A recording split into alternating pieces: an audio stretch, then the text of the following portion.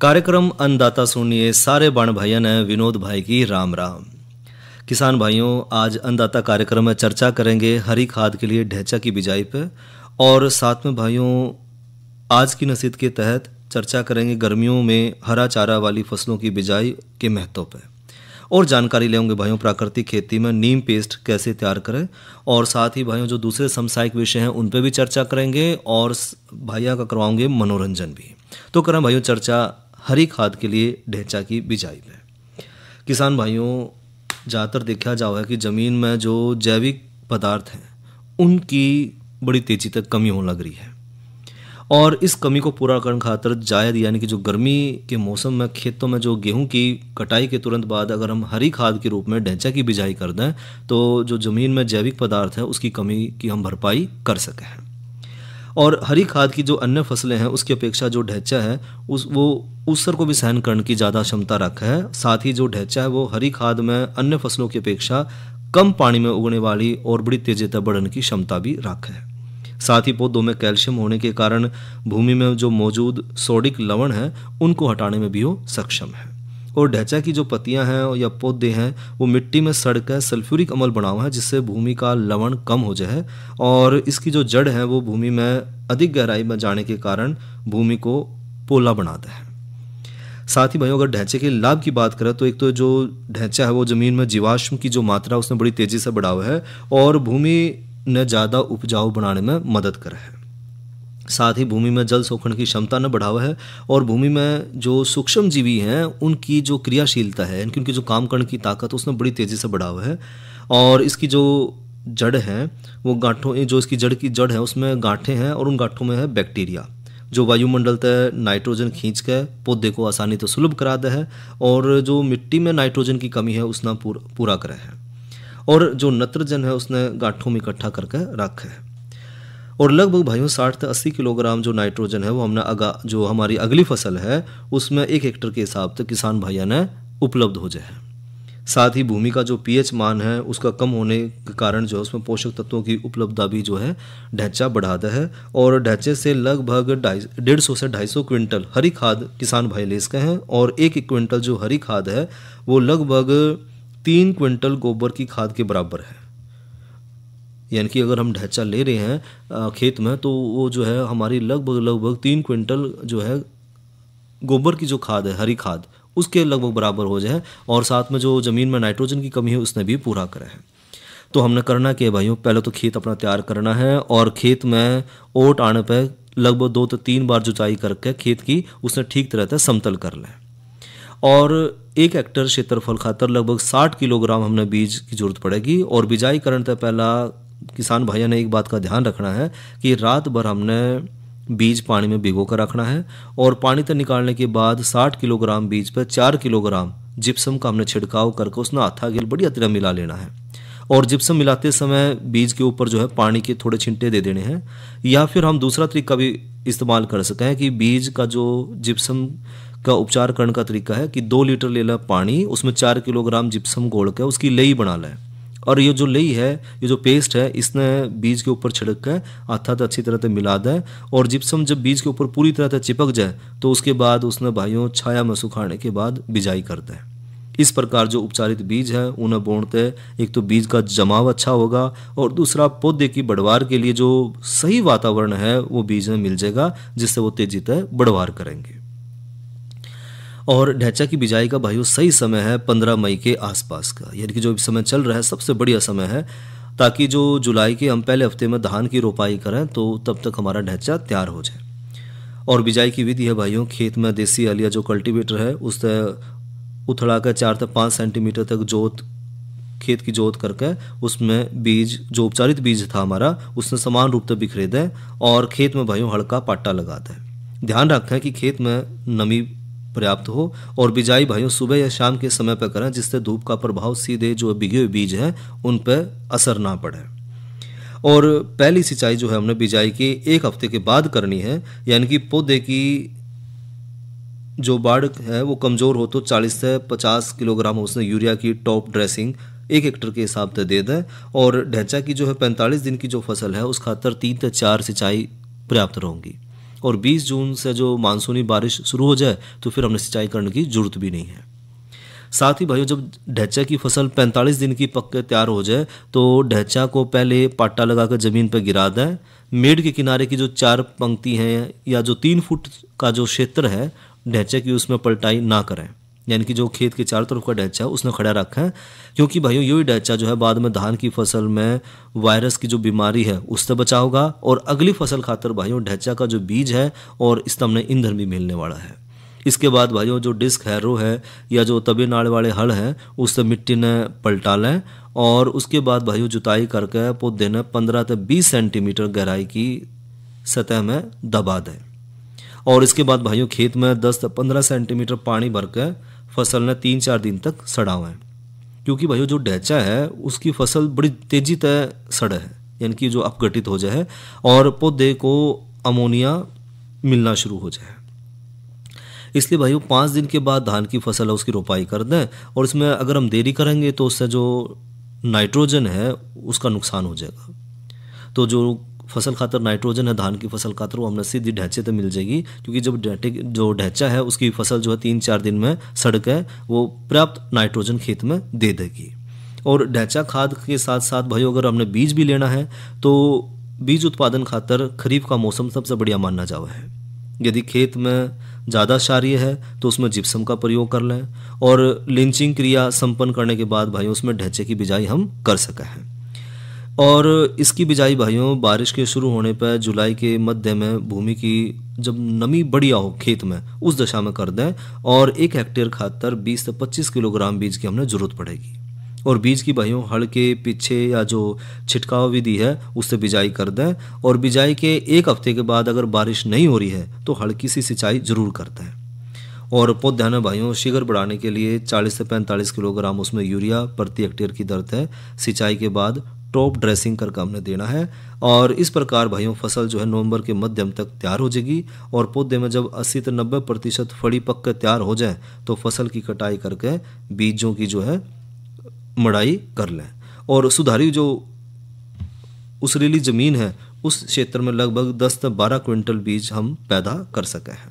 तो इस तरह भाइयों जो ढैचा है फसल है ढैचा की बिजाई करके हम उसने हरी खाद के रूप में इस्तेमाल करके अपनी जो आने वाली जो धान की फसल है उस खातर पर्याप्त मात्रा में नाइट्रोजन और हमारी जो ज़मीन है उस खातर भाइयों उसमें उपजाऊ बढ़ाने खातर हमने जो उसमें जीवांश चाहिए उसकी मात्रा भी बढ़ाऊंगा, साथ में ज़मीन की उपजाऊ शक्ति भी बढ़ाऊंगा और ज़मीन की जो जल सोखण की क्षमता है उसने भी बढ़ाऊंगा। साथ ही जो मित्र कीट हैं उनकी क्रियाशीलता भी बढ़ाता है ढैचा। तो हमने जो है ढैचा की हरी खाद के रूप में बिजाई जरूर करनी चाहिए और बिजाई का ये बिल्कुल भाइयों सही समय है। और भाइयों इब करम बात मौसम की, तो आज का अधिकतम तापमान रहा 45 डिग्री सेल्सियस और न्यूनतम तापमान रहा 26 डिग्री सेल्सियस और आने वाले कल का अधिकतम तापमान रहने की संभावना है 42 डिग्री सेंटीग्रेड और न्यूनतम तापमान रहने की संभावना है 27 डिग्री सेंटीग्रेड। एक जमाने से कहानी है सुना रही आकाशवाणी, फिर आया एंटरटेनमेंट का रेवोल्यूशन जब कोने कोने पहुंचा दूरदर्शन। कहानी नहीं बदली स्टाइल गया है बदल, जो कहानियां हम सुनते आए देखते आए अब वही वैसी ही कहानी सुनाएगा digital. Download waves OTT app now and watch for free.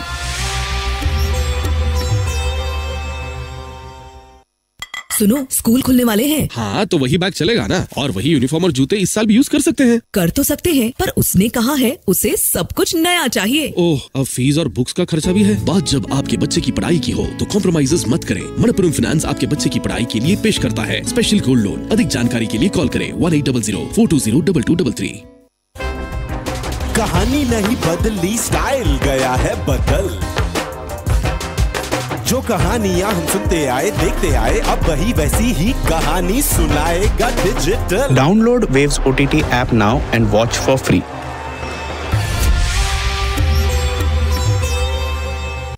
सुनो स्कूल खुलने वाले हैं। हाँ तो वही बैग चलेगा ना और वही यूनिफॉर्म और जूते इस साल भी यूज कर सकते हैं। कर तो सकते हैं पर उसने कहा है उसे सब कुछ नया चाहिए। ओह अब फीस और बुक्स का खर्चा भी है। बात जब आपके बच्चे की पढ़ाई की हो तो कॉम्प्रोमाइजेस मत करें। मनप्पुरम फाइनेंस आपके बच्चे की पढ़ाई के लिए पेश करता है स्पेशल गोल्ड लोन। अधिक जानकारी के लिए कॉल करें 1800-420-2233। और भाइयों कल किसान वाणी कार्यक्रम में चर्चा करेंगे मुर्गियों के मुख्य रोग, लक्षण और उसके बचाव पर। और आज की नसीहत के तहत चर्चा करेंगे बागों में सूक्ष्म सिंचाई विधि द्वारा पानी और खाद का प्रबंधन। और साथ में जानकारी लेंगे भाइयों खेत में नई उन्नत तकनीकों का प्रयोग और उसके महत्व पे। और अब कराऊं भैया का मनोरंजन, सुने एक लोकगीत। एर केसरिया रंग में रंग तेरे रंगे,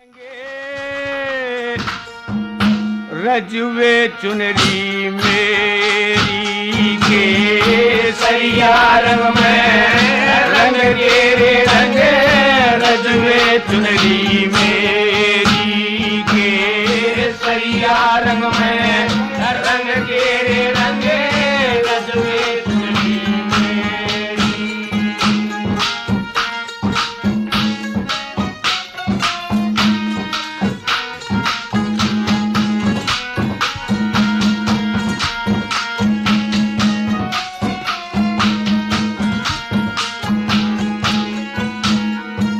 भाई एक किनारी पे दे दे शिव पार्वती का जोड़ा, एक किनारी पे दे दे शिव पार्वती का जोड़ा।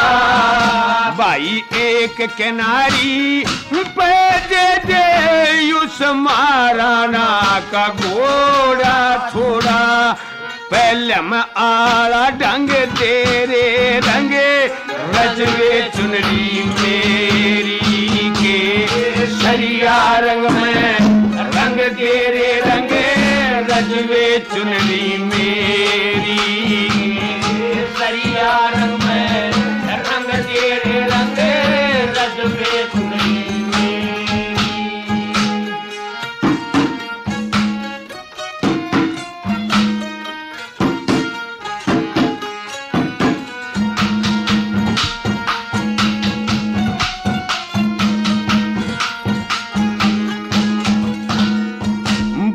एक किनारी पे दे दे तो भगत बदुर से दास, एक किनारी पे दे दे तो भगत बदुर से दास। भाई एक किनारी पे दे दे रे नेताजी सुभाष, उसे भगत संग का तू जंग तेरे रंगे, रजवे चुनरी मेरी के सरिया रंग में रंग तेरे रंगे, रजवे चुनरी मेरी के सरिया रंग में रंग तेरे रंगे, रजवे चुनरी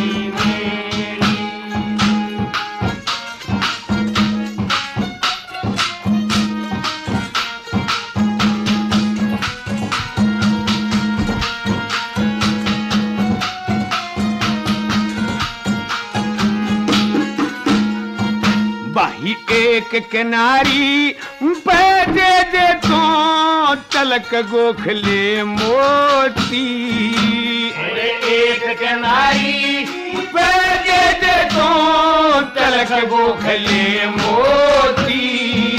भाई एक किनारी पे दे दे चसती भारती ज्योति बीच में बहती धारा गंग तेरे रंगे, रजवे चुनरी मेरी के सरिया रंग में रंग तेरे रंगे, रजवे चुनरी मेरी के सरिया रंग में रंग तेरे रंगे, रजवे चुनरी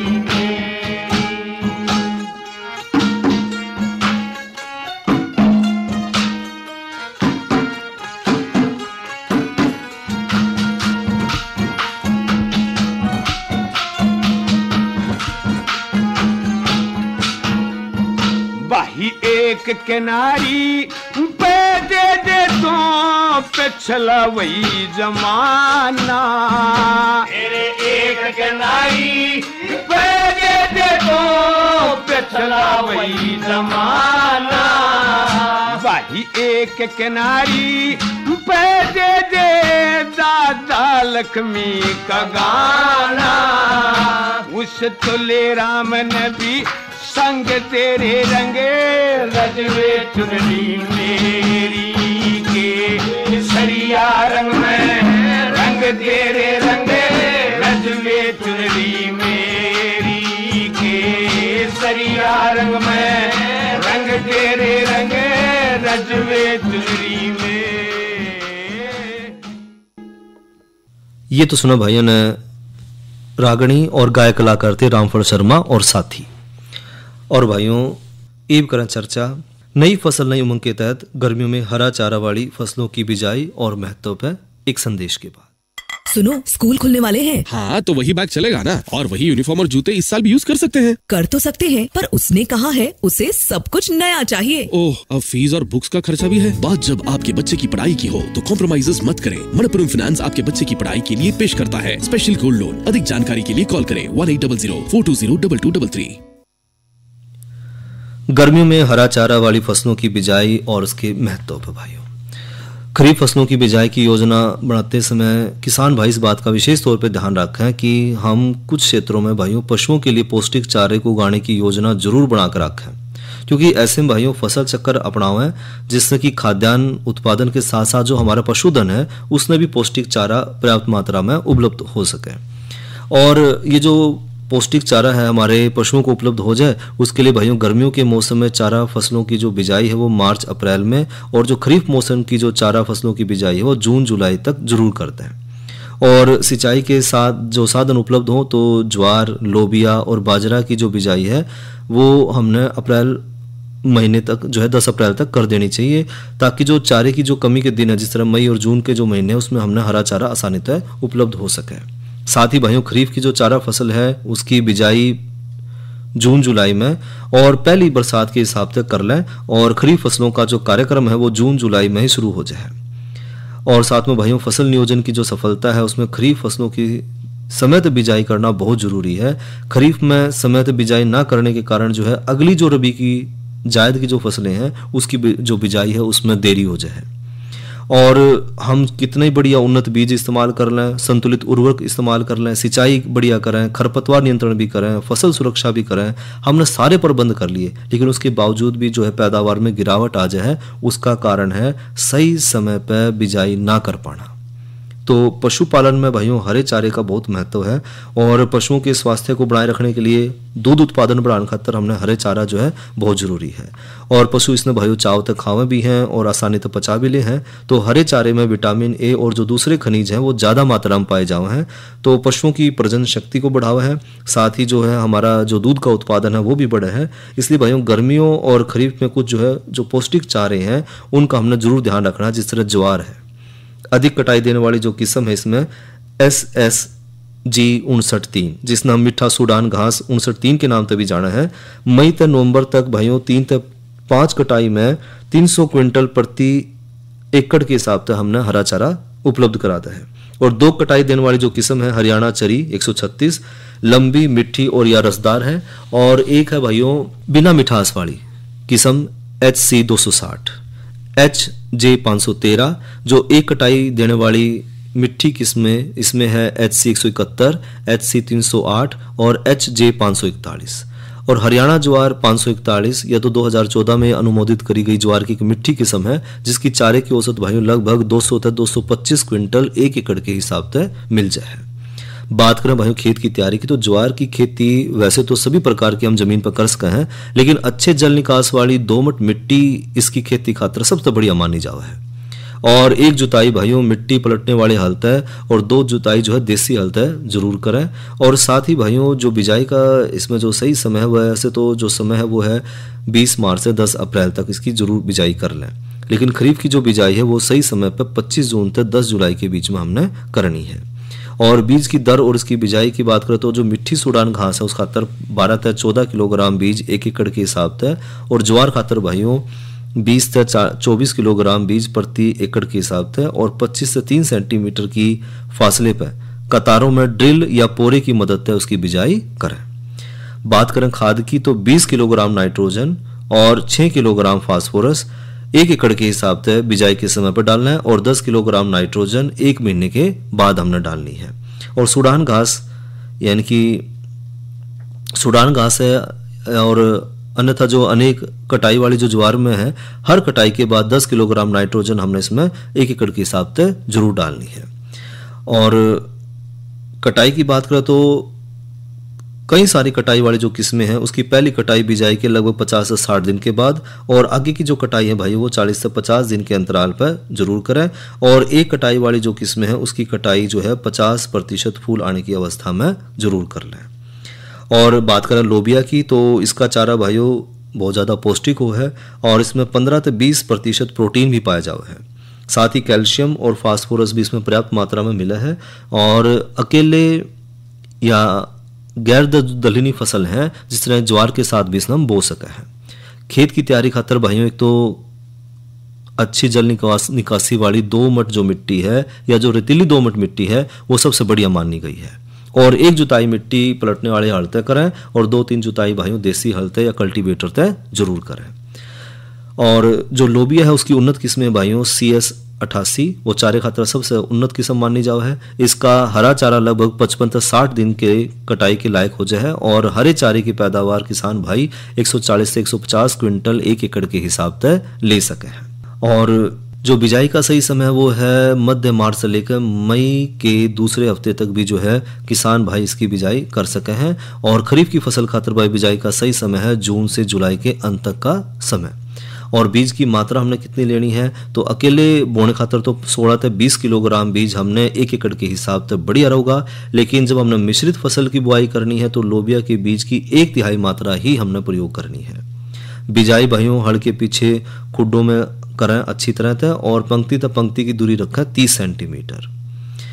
और उर्वरक की बात करें तो भाइयों बिजाई के समय 10 किलोग्राम नाइट्रोजन और 25 किलोग्राम फास्फोरस 1 एकड़ के हिसाब से डालनी है। और अगर हम मिश्रित खेती करें तो उसमें उर्वरक भाइयों फसल की सिफारिश के अनुपात में ही डालना है, यानी कि जो हमने उर्वरक है वो अंधाधुंध नहीं डालना है। उसका हमने देखना कि हम किस अनुपात में जो फसल ले रहे हैं उसी अनुपात में हमने उसमें फिर खाद डालनी है। और कटाई और चारे की बात करें तो भाइयों लोबिया की जो हरे चारे की कटाई 50% फूल आने से लेकर जो 50% फली बढ़ने तक पूरी कर लेनी चाहिए। और गर्मियों में भाइयों इसमें हरे चारे की पैदावार लगभग 130 से 135 क्विंटल और खरीफ में भाइयों 150 से 155 क्विंटल 1 एकड़ के हिसाब से किसान भाइयों ने मिल जाए।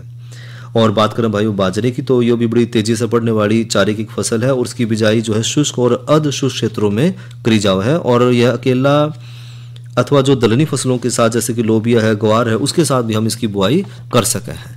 और इसकी भाइयों खेत की तैयारी हमने करनी है। इसके लिए तो रेतीली दोमट मिट्टी अच्छी रहे है और खेत तैयारी के लिए भाइयों 2 से 3 बार जुताई जरूर करें ताकि जो मिट्टी वो भुरभुरी हो जाए और बीज का अंकुरण अच्छी तरह तो हो। और इसकी जो उन्नत किस्में हैं उसमें भाइयों सबसे जो ज़्यादा पैदावार देने वाली जो किस्में हैं उसमें है जायंट बाजरा, राज बाजरा 2, HC 10 और HC 20 भाइयों। और बीज की दर और बिजाई का तरीके की बात करें तो भाइयों शुद्ध फसल खातर प्रति एकड़ 3 से 4 किलोग्राम बीज हमने 30 सेंटीमीटर की दूरी पर कतारों में बीजना है। और यदि बाजरे की भाइयों हमने मिलवा खेती कर रही है तो प्रति एकड़ हमने बाजरे का 2 से 2.5 किलोग्राम और लोबिया का 5 किलोग्राम बीज का हमने इसमें इस्तेमाल करना है। तो भाइयों ये तो करी बात गर्मियों में हरा चारा की फसलों की बिजाई के महत्व पे। सुनो स्कूल खुलने वाले हैं। हाँ तो वही बैग चलेगा ना और वही यूनिफॉर्म और जूते इस साल भी यूज कर सकते हैं। कर तो सकते हैं पर उसने कहा है उसे सब कुछ नया चाहिए। ओह अब फीस और बुक्स का खर्चा भी है। बात जब आपके बच्चे की पढ़ाई की हो तो कॉम्प्रोमाइजेस मत करें। मनपुरम फाइनेंस आपके बच्चे की पढ़ाई के लिए पेश करता है स्पेशल गोल्ड लोन। अधिक जानकारी के लिए कॉल करें 1800-420-2223। और किसान भाइयों के लिए जानकारी प्राकृतिक खेती में नीम पेस्ट किस तरह तैयार करें। किसान भाइयों जो फल वृक्ष हैं जिस तरह की आम है, लीची है, अमरूद है, इस तरह की जो फलदार पौधे हैं उनके तनों की जो बीमारी है और जो कीटों से उसको सुरक्षित रखना है उस खातर नीम पेस्ट जो है बहुत बढ़िया और बहुत उपयोगी माना गया है। और पाया भी गया है कि जो नीम पेस्ट का इस्तेमाल किया जावा है तो जितने भी आम, लीची, अमरूद इत्यादि के जो फल वृक्ष हैं उसमें बीमारी और जो कीट हैं वो लगभग ना के बराबर रह जाए। तो हमने नीम पेस्ट तैयार किस तरह करना है, एक ड्राम में 2.5 लीटर पानी ले लें उसमें 1 लीटर गोमूत्र और 1 किलोग्राम गोबर और 1 किलोग्राम नीम की कुटी हुई पत्ती उन्हें अच्छी तरह से मिलाकर उसमें भर लें और 48 घंटे के लिए भाई उसने छाया में रख दें। और इसकी उपयोग की विधि है भाइयों, जो तैयार पेस्ट है उसने एक ब्रश से आम के जो पौधे हैं उसको ज़मीन से 2-3 फुट ऊपर तक उसका पेंट कर दें। एक बार भाइयों मई जून और दूसरी बार भाइयों नवंबर दिसंबर में के महीने में ये हमने उसके ऊपर पेंट कर देना है। तो ये बड़ी आसान सी विधि है, इसका इस्तेमाल करके हम कई तरह की जो बीमारी है और जो कीट है उससे हम सुरक्षित रख सके हैं अपने फलों के बाग, या जो हमने कोई फल का पौधा लगा रखा है, पेड़ लगा रखा है, तो उसमें हम आसानी से सुरक्षित रख सके हैं। और जो इसकी तैयार करने की विधि है बड़ी आसान विधि है। एक हमने ड्राम में 2.5 लीटर पानी लेना है, दूसरा हमने इसमें 1 लीटर जो इसमें गौमूत्र लेना है और 1 किलोग्राम हमने लेना है गोबर और 1 किलो हमने लेनी है नीम की कुटी हुई पत्ती और इन मिलाकर अच्छी तरह से 48 घंटे तक छाया में सुखा देना है। बस इससे हमारा नीम पेस्ट तैयार हो जाएगा।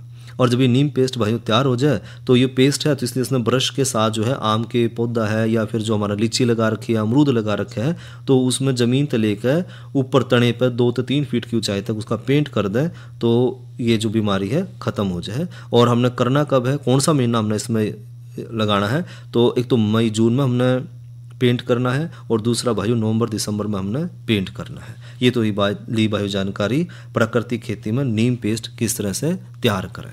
और भाइयों कार्यक्रम अन्नदाता का समय यहीं तक। इसी के साथ अपने भाई विनोद ने दो इजाज़त। अच्छा भाइयों, राम राम।